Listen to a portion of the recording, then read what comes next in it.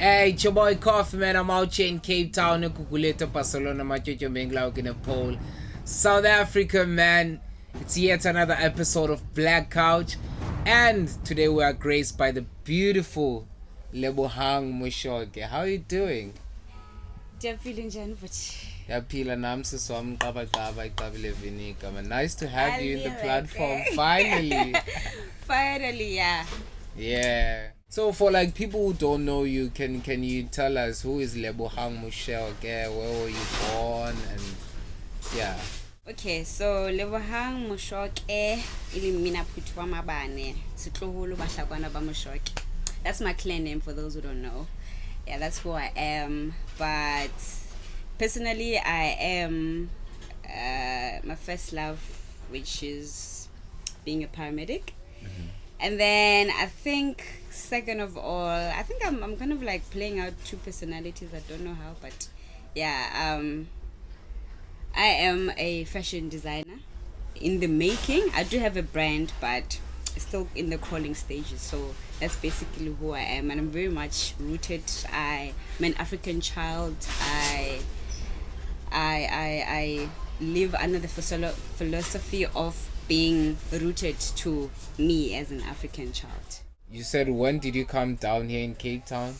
Cape Town, oh my God, I'm gonna lie, but in the 2000s, early 2000s. Basically, you can say I'm a Cape Townian by now because I've been in Cape Town for like almost 10 years. Yeah, if you have 10 years, I would declare you. Yeah, because that's a decade. A decade is a lot. So. Yeah, it is. Yeah. It is a lot. So from when did you get the interest in doing design? Because I know for sure, like paramedic is from like academic. Yeah, academic side of things. So 2017, I was at church and one lady came in and told us, Uguti, there's like a church in Claremont. Is it Pushiri's church? No. No. I'm joking, man. I don't know if I'm allowed to mention. No, yeah, okay. So it's the Revelation Spiritual Home. So Ndili social moy. So yeah, so through that opportunity, I was like, okay, let me go to this place and see, because I've always loved to do izinto ngezandla zami. So I was like, okay, let me go and check it out. So when I went there, I was the youngest candidate, because the whole idea behind that program, she wanted to uplift single mothers within the communities, black communities. So when I went there, I kind of like did not meet the criteria. The only criteria I met is because I'm black. Yeah. But the rest in jail, they were like, you don't have a cat, you don't have a child. We want people who want to uplift themselves as women, as single mothers. They are people who want to provide for their kids. So I was like, but I also want to grab an opportunity. They're like, okay, the only way to prove yourself is through an interview. If you pass the interviews, then we'll definitely give you a chance. And I did pass the interview. And the lady that was facilitating the whole program, Sis Pinky, she took me under her wing after the whole graduation, because after we graduated, I actually became the top student. So that's when I started going around and trying to see which universities, colleges that actually offers the course. And then, so did you enroll in any? Yeah, I did enroll, and right now I'm a second year clothing production student. That's dope. So that's me at the moment. Do you have any brand that you own on yourself? Oh yes. So after I completed that 3-month program, Yotunga, the sewing program, that's where I started my brand, which is L Designs. So L Designs is basically the first letter of my name, L, which is Lebohang for Lebohang. That stands for L Lebohang. As much as it's in Tanzania ilika kashowa, but soon it's gonna change. I understand, because I'm all about Pan-Africanism.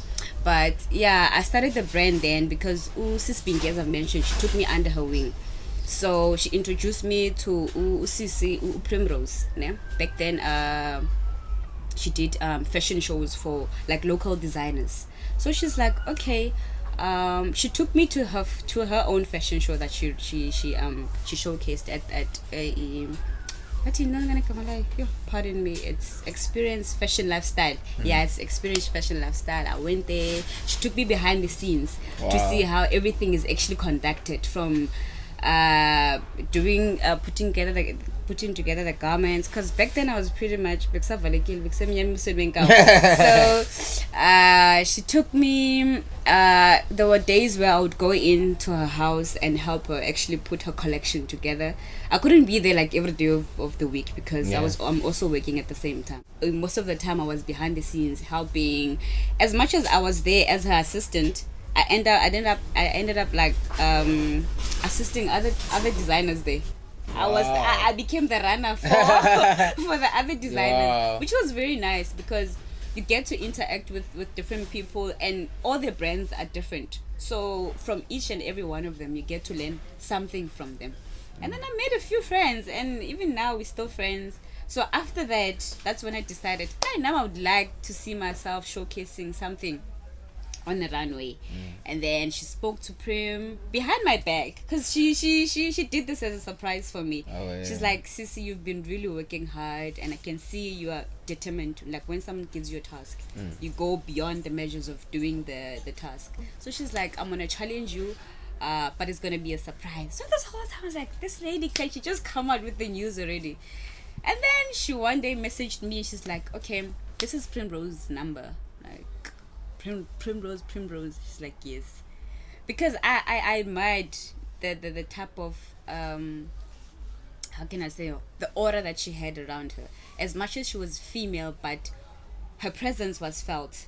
Especially when I attended that first show, her presence was felt. You can tell it's but when she enters the room, like, you can feel her presence, and that actually motivated me, because you need some female power somewhere in our lives. You understand? So she arranged a meeting, but the meeting was like me meeting up with her and other designers to actually discuss the details of the next upcoming show. I was shocked. I was like, I'm broke. So I don't have machines. I need to get machines, like, to start up sewing up the whole collection. But because, you know, it's Tina Enkons, when we're always taught, especially Kauli Sosh, wherever you go, you need to leave a mark.